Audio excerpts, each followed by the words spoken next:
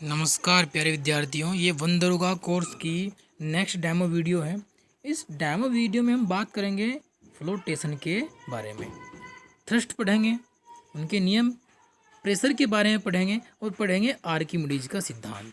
और आर्किमिडीज के सिद्धांत के बाद हम कुछ क्वेश्चन के बारे में डिस्कस करेंगे। ऑब्जेक्टिव क्वेश्चन, किस प्रकार से क्वेश्चन बनते हैं, तो इसलिए वीडियो को पूरा देखिएगा। लास्ट में प्रैक्टिस सेट है, वहाँ पर जवाब देने की, आंसर देने की कोशिश करिएगा। तो चलिए बात करते हैं आज की वीडियो के बारे में। तो सबसे पहले पढ़ते हैं हम प्रेशर, दाब। दाब आखिर है क्या? तो दाब किसी तल के प्रति एकांक क्षेत्रफल पर तल के लंबवत लगने वाले बल के परिमाण को दाब कहा जाता है। जिस प्रकार से ये आप एक पृष्ठ है, इस पृष्ठ के लंबवत एक एफ फोर्स लगा हुआ है, क्षेत्रफल किसका ए है। तो यदि हम प्रेशर की बात करें या दाब की बात करें तो दाब होता है लंबवत बल अपॉन क्षेत्रफल, या एफ अपॉन ए, फोर्स अपॉन एरिया। अब ये डिपेंड किस पर करता है? तो यहाँ पे डिपेंड करता है ये दो चीज़ों पर, आपके बल पर और एक क्षेत्रफल, दोनों पर निर्भर करता है।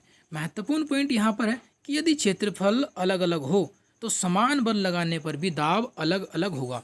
चलिए इसे समझते हैं। तो देख लेते हैं। मान लीजिए कि आपका जो बल है वो फिक्स है 10 और हम क्षेत्रफल को बार बार चेंज कर रहे हैं, और P बराबर होता है आपका बल अपॉन या फोर्स अपॉन ए। यदि मैं ए की वैल्यू एक बार 2 रखूं तो आपकी प्रेशर की वैल्यू कितनी आएगी? 5 आएगी, जबकि आपका फोर्स क्या है? आपका बराबर है। यदि मैं इसी वैल्यू में चेंज कर दूं, यदि मैं अब एरिया की वैल्यू, आपकी क्षेत्रफल की वैल्यू 5 रख दूं, तो अब 5 2 जा 10, तो प्रेशर कितना आएगा? तो 2 आएगा। तो हम ये कह सकते हैं कि यदि क्षेत्रफल अलग अलग हो, मैंने क्षेत्रफल नीचे चेंज किया 2 बार, अलग अलग हो, तो समान बल लगाने पर भी दाब क्या होगा? आपका अलग अलग होगा। क्लियर है? अब बात करते हैं आगे। तो दाब कैसी है आपकी? दाब एक अदिश राशि है, क्योंकि बल पृष्ठ के लंबवत कार्य कर रहा है।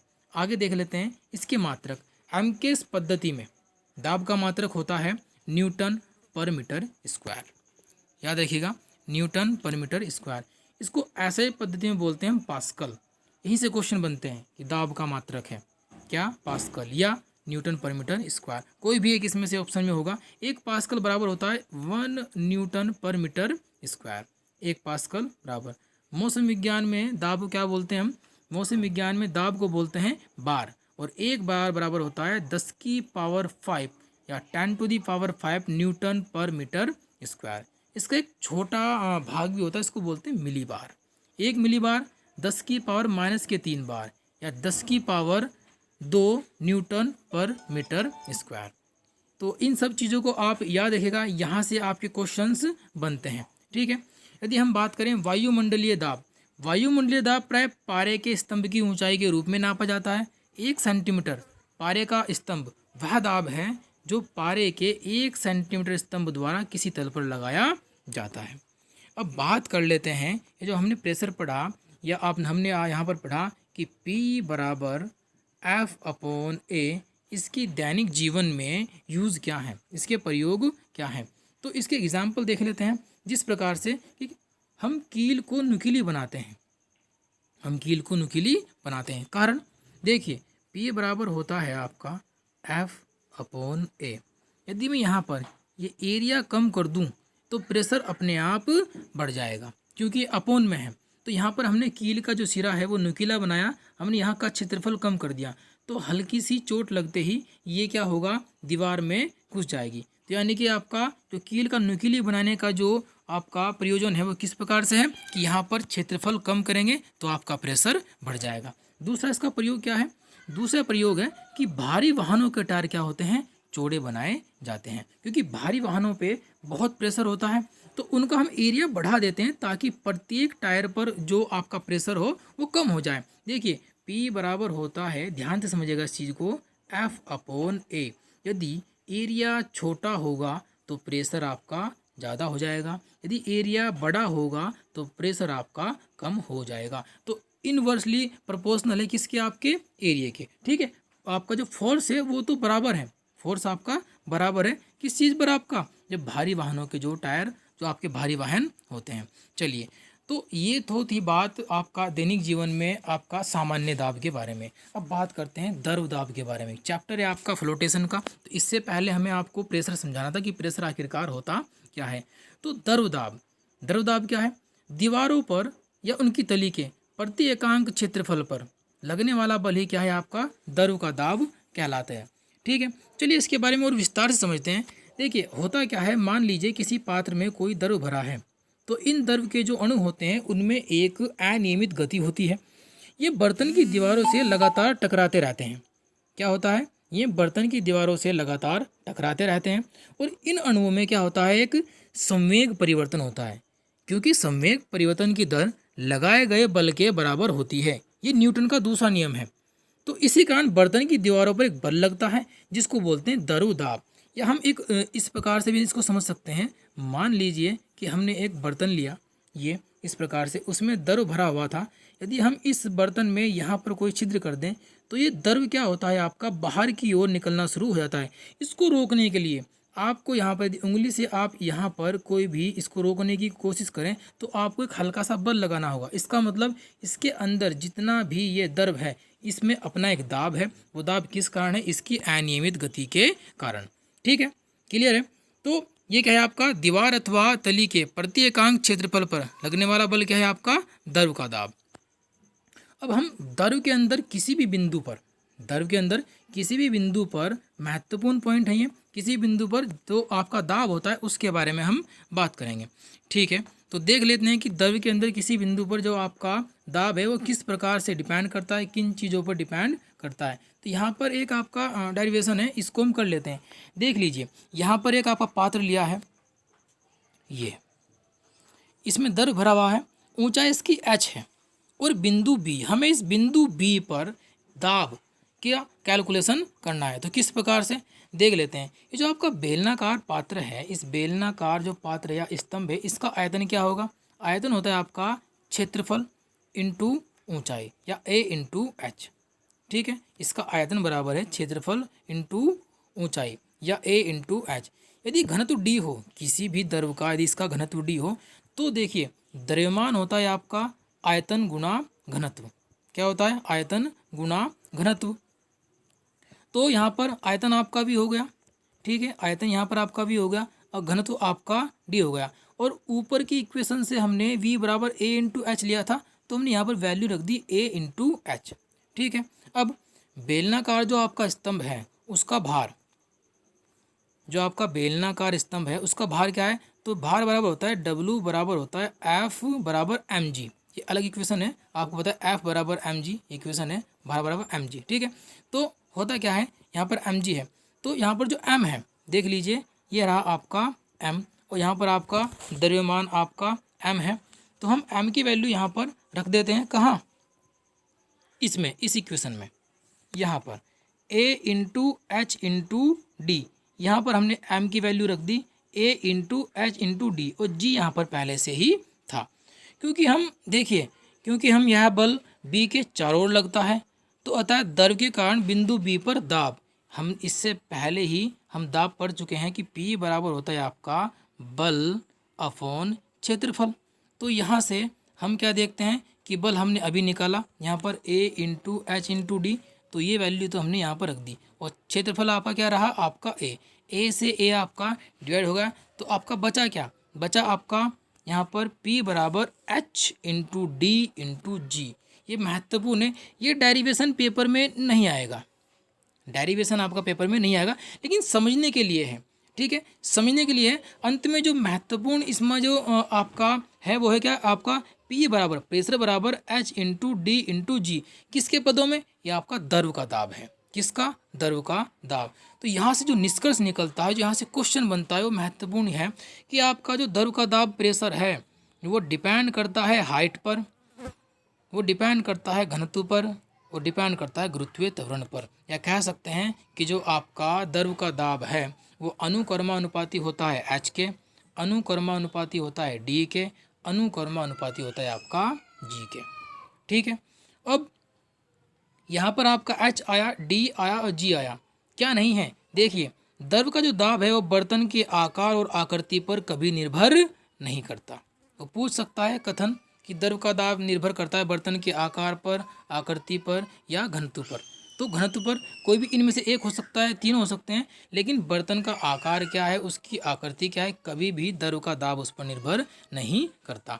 अब इसके कुछ नियम हैं, द्रव दाब के नियम, ध्यान से पढ़िएगा क्योंकि लास्ट में इन्हीं सब चीज़ों पर क्वेश्चन बनेंगे। किस प्रकार से बनेंगे वो देखेंगे। तो इनके नियम क्या है। पहला जो नियम है वो कि स्थिर द्रव में एक ही क्षैतिज तल में स्थित सभी बिंदुओं पर दाब क्या होता है, आपका समान होता है। देखिए एक डायग्राम के माध्यम से हमने समझाया है कि यहाँ पर क्या है, एक पात्र है, इस पात्र में ये क्षैतिज तल है और इस पर अलग अलग बिंदु बने हुए, हर एक बिंदु पर, प्रत्येक बिंदु पर क्या होगा, आपका दाब समान होगा लेकिन क्षैतिज तल में। ठीक है। उसके बाद जो आपका दूसरा पॉइंट है कि स्थिर द्रव के अंदर किसी भी बिंदु पर दाब प्रत्येक दिशा में समान होता है। कोई भी हम बिंदु लें तो उसका जो दाब होगा वो प्रत्येक दिशा में क्या होगा, आपका समान होगा। ठीक है, किसी भी बिंदु पर। जो तीसरा जो पॉइंट है आपका द्रव दाब के नियम का, वो ये है कि द्रव के अंदर दाब गहराई के अनुक्रमानुपाती होता है। जैसे जैसे हम गहराई में जाते हैं तो द्रव का दाब आपका बढ़ता जाता है। और आपका फोर्थ जो पॉइंट है वो है कि द्रव का दाब आपका घनत्व के अनुक्रमानुपाती होता है। इसको हम इस प्रकार से समझ सकते हैं कि जिस भी द्रव की, जिस भी लिक्विड की डेंसिटी ज़्यादा होगी तो उसका प्रेशर या उसका द्रव का दाब भी क्या होगा, ज़्यादा होगा। जैसे कि जल की अपेक्षा शहद में यदि कोई व्यक्ति डूबे तो उस पर जो दाब लेगा वो ज़्यादा लगेगा, क्योंकि डेंसिटी किसकी ज़्यादा है, यहाँ पर आपकी शहद की ज़्यादा होती है और जल की आपकी कम होती है। ठीक है, चलिए तो आगे बात करते हैं। अब इस जो आपका द्रव का दाब है, इस पर क्या क्या अनुप्रयोग है दैनिक जीवन पर। तो सबसे महत्वपूर्ण यही, इससे पहले कई परीक्षाओं में ये क्वेश्चन पूछा जा चुका है। जो बांध की दीवारें हैं वो नीचे मोटी बनाई जाती हैं और ऊपर पतली बनाई जाती हैं। क्यों? क्योंकि आपको बताया कि द्रव का दाब किस पर, किसके अनुपाती, आपका एच के अनुक्रमानुपाती होता है। तो जैसे जैसे गहराई बढ़ती जाएगी द्रव का दाब बढ़ता जाएगा। तो जो आपके बांध होते हैं वो इस प्रकार से बनाए जाते हैं। तो यहाँ पर आपका इस प्रकार से बनाए जाते हैं बांध, इस प्रकार से आपके बांध बनाए जाते हैं। वो आपके गहराई में जाने पर उनकी मोटाई बढ़ जाती है, क्योंकि यहाँ पर इस पॉइंट पर आपका द्रव का दाब ज़्यादा होता है, यहाँ पर आपका कम होता है। दूसरा होता है जल में गोताखोर कोच पहनते हैं। जैसे ही वो समुद्र में नीचे की ओर जाते हैं तो आपकी गहराई बढ़ने के साथ साथ द्रव का दाब बढ़ते आता है और एक पॉइंट पर इतना द्रव का दाब बढ़ जाएगा कि उनकी जो नस हैं, उनकी जो हार्ट है, उन पर इतना प्रेशर पड़ेगा कि वो फट जाएंगे। और कितना, देखिए जल में प्रति 10 मीटर जाने पर एक वायुमंडलीय दाब के बराबर वृद्धि होती जाती है। तो इसलिए वो एक मजबूत कवच पहन लेते हैं। ठीक है, चलिए तो आगे बात करते हैं यहाँ पर आर्किमिडीज के सिद्धांत के बारे में। क्या होता है आर्किमिडीज का सिद्धांत? जब कोई वस्तु किसी द्रव में पूरी या आंशिक डुबाई जाती है तो उसके भार में क्या आती है, कुछ कमी आती है।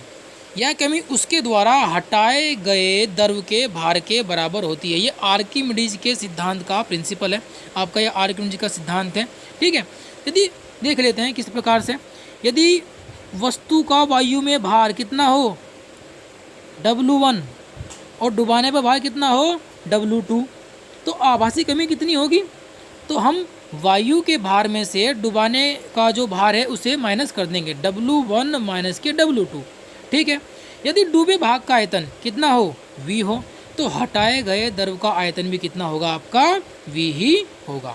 अब ये डिपेंड करता है आपका घनत्व पर। तो यदि द्रव का घनत्व D हो तो हटाए गए द्रव का द्रव्यमान कितना होगा, आपका द्रव्यमान बराबर होता है आपका आयतन गुणा आपका घनत्व V इंटू D। और हटाए गए द्रव का भार कितना होगा, आपका F बराबर mg। इससे पहले भी हम इसको पढ़ चुके हैं, F बराबर mg। तो यहाँ पर आपका देख लेते हैं, यहाँ पर m है आपका द्रव्यमान बराबर m v इंटू डी और F बराबर mg। तो m की वैल्यू यहाँ से यहाँ पर रखेंगे तो F बराबर आपका होगा v इंटू डी इंटू जी। तो वस्तु के भार में कमी कितनी होगी, आपका v इंटू डी इंटू जी, यानी आपका आयतन इंटू डेंसिटी इंटू आपका गुरुत्वीय त्वरण। ये आपका आर्किमिडीज का सिद्धांत है और यहाँ से ये पॉइंट आपका बड़ा ही महत्वपूर्ण है। ठीक है, चलिए बात करते हैं अब यहाँ पर क्वेश्चन के बारे में कि किस प्रकार से यहाँ पर क्वेश्चन आते हैं। तो सिंपल है, देखिए यहाँ पर पहला क्वेश्चन ये बोल रहा है कि दाब का मात्रक क्या है। तो दाब का मात्रक क्या है, तो मैंने बताया था न्यूटन पर मीटर स्क्वायर या पास्कल भी होता है। ठीक है, यहाँ पर नेक्स्ट क्वेश्चन देख लेते हैं कि कील एक सिरे पर नुकीली तथा दूसरे सिरे पर चौड़ी बनाई जाती है क्योंकि। पहला ऑप्शन का सही है कि नुकीली कील पर क्या होता है, आपका अधिक दाब लगता है। क्लियर है। चलिए नेक्स्ट क्वेश्चन है कि मनुष्य का पृथ्वी पर दाब सबसे अधिक तब लगेगा जब वह बैठा हो, लेटा हो, एक पैर पर खड़ा हो या दोनों पैर पर खड़ा हो।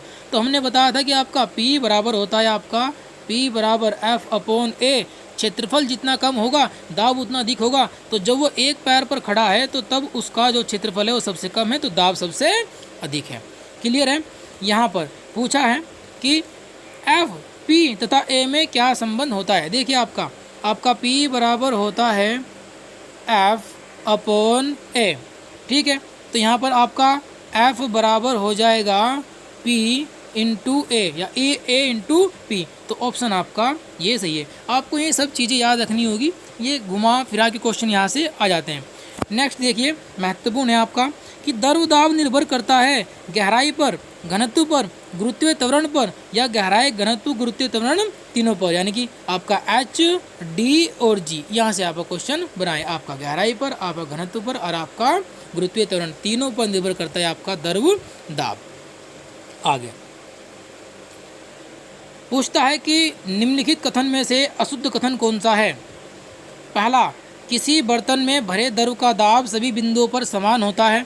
दूसरा, द्रव के ऊपरी मुक्त तल पर द्रव का दाब शून्य होता है। देखिए मैं एक एक पहला इसका आंसर तो पहला सही है, मैं एक एक के बारे में आपको विस्तार से समझाता हूँ। देखिए हम बात करते हैं सेकंड ऑप्शन से, द्रव के ऊपरी मुक्त तल पर द्रव का दाब शून्य होता है। यदि हम इस तल की बात करें तो यहाँ पर वाकई आपका द्रव का दाब तो शून्य होता है, ये बात इनकी सत्य है। दूसरा, द्रव दाब स्थिर तल में गहराई के अनुक्रमानुपाती होता है, ये बात भी इनकी सत्य है कि गहराई में जाने पर जो दाब है उसके अनुक्रमानुपाती होता है। तीसरा पॉइंट, किसी द्रव के पृष्ठ पर लगाया गया दाब समान रूप से सभी दिशाओं में जाता है, ये आपका पास्कल का नियम है। पास्कल का नियम ये बोलता है, इसका एक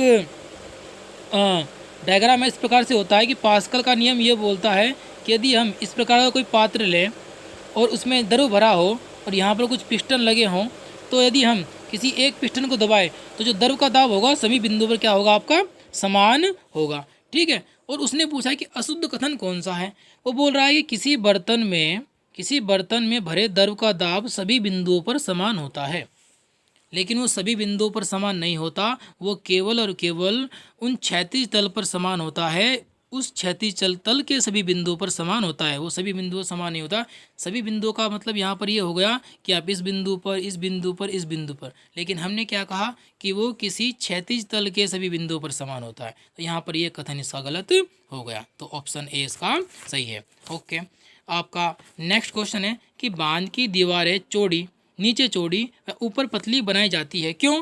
क्योंकि जल का दाब नीचे सर्वाधिक होता है। ठीक है, और आगे तो डायरेक्ट फॉर्मूला पूछ रखा है कि यहाँ पर D घनत्व वाले द्रव में H गहराई पर द्रव का दाब कितना होगा, तो H, D और G। ठीक है दोस्तों, तो आज की डेमो वीडियो में इतना ही।